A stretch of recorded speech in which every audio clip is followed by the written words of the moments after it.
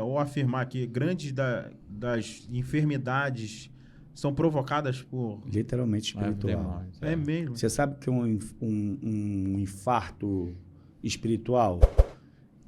Um infarto espiritual, eu já tive o desprazer sempre, quando Deus me mostra, de ver um demônio que vem correndo e pula dentro do coração. Estoura. Já ouviu falar o coração explodiu? Sim, explodiu. Já. Ele entra. Meu Deus. É literalmente. Agora, voltando para a libertação, né? É um ponto também que a gente estava falando. Existe muito cultos de libertação. A pessoa vai lá, o demônio sai... E provavelmente, se ela não se posicionar, né? Sim. Ele volta. Isso também não é explicado para o povo, né? Como se fosse um hospital. Vai lá, tira o negócio, ela volta para casa tranquila, mas não se posiciona no reino. Aí volta a beber, volta a fumar e volta a parar no ponto-socorro de novo. Isso aí, né? O ideal é que fosse explicado para a pessoa. Aqui, em João 8, 31 e 32, e Jesus disse para os crentes nele: se vocês continuarem a obedecer, olha aí a chave o mistério, Sim. aos meus ensinamentos, serão de fato meus discípulos e conhecerão a verdade e a verdade os libertará. Meu Deus. Então, temos um grande hábito de só citar a parte... o 32. João 8, 32. Conhecereis a verdade e a verdade vos libertará. E tem em cima um contexto em que diz: se continuarem a obedecer. Existe uma obediência para depois vir o conhecer a verdade e a verdade vos libertará. Tem muita gente que conhece a palavra, que anda na palavra, que é excelente na palavra, mas tem dificuldade de obedecer.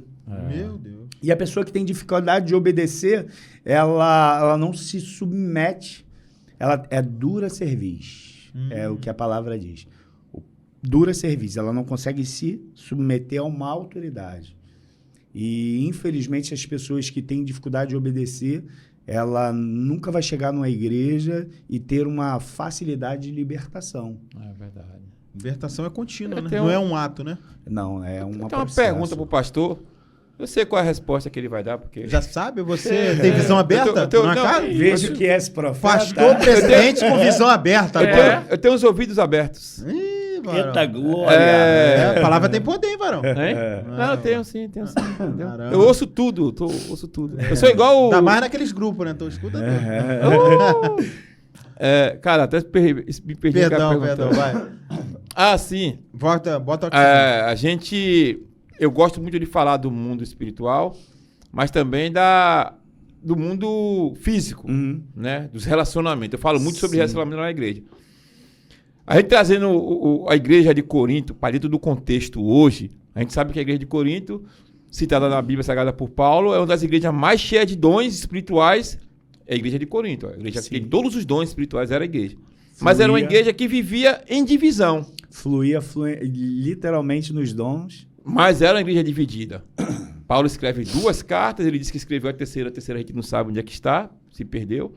Mas ele diz que ele escreve para uma igreja carnal, mas espiritual. Como é que a gente consegue diferenciar uma igreja carnal de uma espiritual? Uma igreja que anda em divisão. Deus opera ou não opera nessa igreja? Meu Deus.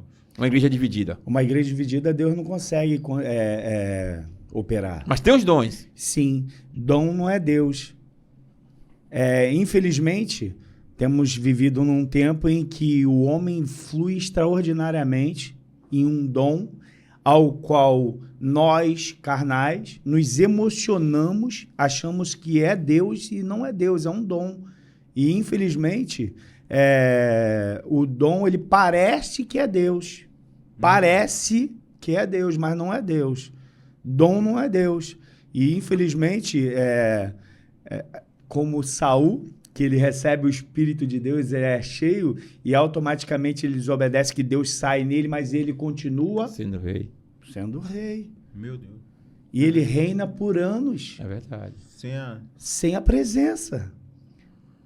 É possível? É possível. Infelizmente, vivemos líderes que têm o chamado, recebeu a vocação, mas toma uma direção em que Deus não está no negócio.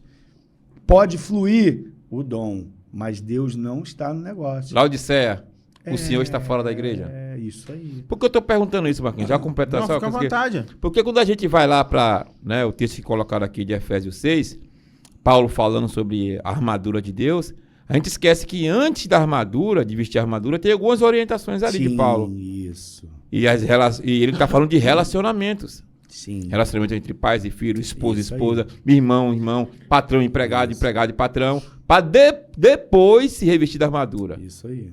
Ou seja, meu irmão, tem gente que quer viver em desunião dentro da igreja e quer vestir a armadura, vai levar flechada igual a Acabe, cara. Meu Deus. A Bíblia está orientando, seja um cidadão de bem, dê testemunho fora, para você ser bênção dentro da igreja. Exatamente. Meu Deus. É literalmente, é uma realidade. Não. Se existe uma situação em que foge do teu controle, ora a Deus para que Deus venha trazer solução, para que você venha esclarecer, porque ninguém é perfeito. Verdade. Vai ter situações na sua vida que tem que esclarecer, que tem que consertar. E se você tiver oportunidade, eu acho que nós, como os homens de Deus, temos que pedir oportunidade ao Senhor para endireitar a nossa vereda. Eu não tenho vaidade nenhuma se eu errar com meu irmão de chegar lá e me consertar, entendeu? Isso é um ato espiritual Não, também, verdade, né? Não deixa de ser.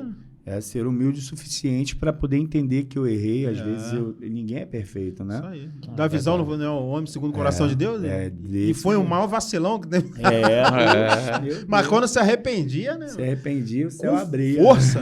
Força e violência. É brabo. Curte, compartilha, dá o like, se inscreva no canal. Pastor Michel